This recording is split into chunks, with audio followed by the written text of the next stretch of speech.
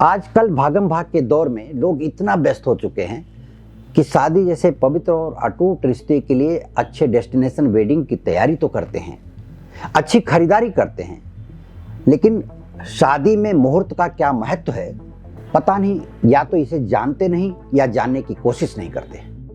तो आज इस वीडियो में हम ये जानेंगे कि शादी में मुहूर्त का क्या महत्व है और ज्योतिष विज्ञान इस विषय में क्या कहता है। नमस्कार, मैं ज्योतिषी आर्य सोनी पिछले 40 वर्षों से यंत्र मंत्र तंत्र रत्न दान दक्षिणा पूजा पाठ होम हवन जप तप के जरिए मैं ज्योतिष विज्ञान के साथ लोगों की सेवा करता आ रहा हूँ।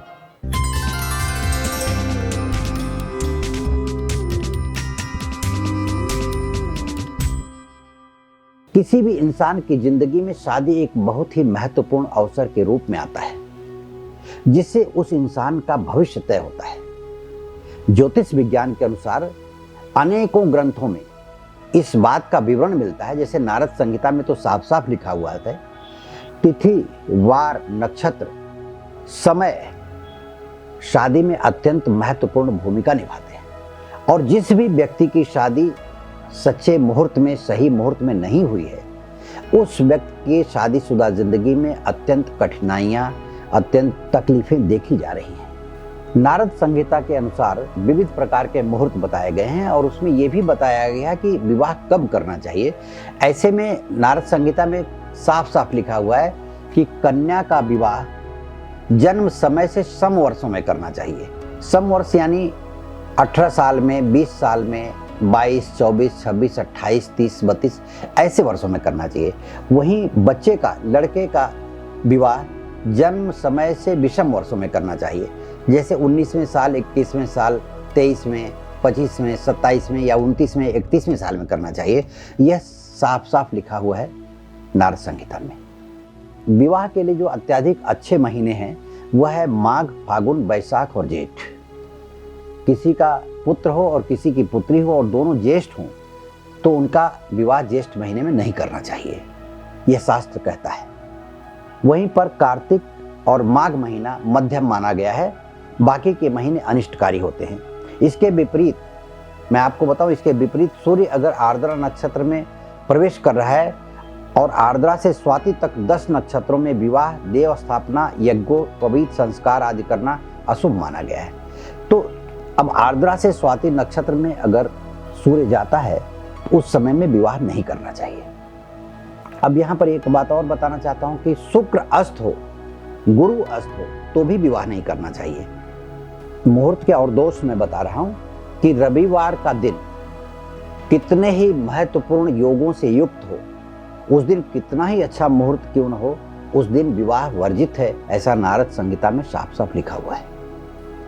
इसके साथ विवाह में व्याघात योग, गंड, व्यतिपात, विस्कुंभ, शूल, वैधृति, वज्र, परिग, अतिगंड योग हों और सूर्य से संबंध रखते हों और नक्षत्र से विपरीत नक्षत्र में चंद्रमा हो तो खारजूरी क्या एकार्गल दोष होता है और ऐसे में भी शादी नहीं करनी चाहिए। अब इन योगों के बारे में जो मैंने आपसे चर्चा की, इसके अलावा भी बहुत से ऐसे योग हैं जो आपकी जन्म कुंडली को देख करके ही बताया जा सकता है या लड़के और लड़की की जन्म कुंडली के देखने के बाद ही उसका निर्णय लिया जा सकता है कि इन दोनों बच्चों की जन्म कुंडली में कौन सा योग कब है और कब शादी करना चाहिए। जैसे चंद्रमा से 6वें, 8वें, 12वें गुरु हो तो शादी नहीं करना चाहिए। साल में चंद्रमा से 6वें, 8वें, 12वें गुरु चल रहा हो तो भी नहीं करना चाहिए। मुहूर्त निकल गया हो तो उस दिन, जिस दिन शादी हो रही है उस दिन भी चंद्रमा से 4थे, 6वें, 8वें, 12वें गुरु हो तो शादी त्याज्य है।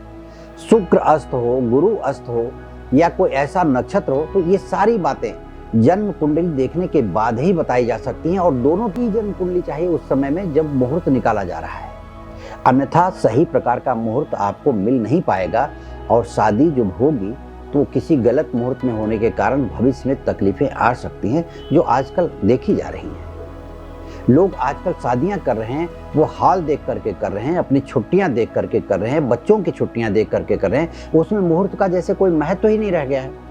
और बाद में जब शादी के बाद वो उनका भविष्य खराब होने लगता है, दोनों में अड़चने आने लगती हैं और सही विचार नहीं मिल पाते, तो तब वो भटकने लगते हैं कि हम कहाँ जाएं और क्या हुआ है कि हमारे दोनों बच्चों में विवाह के बाद आपसी मतभेद पैदा हो रहा है।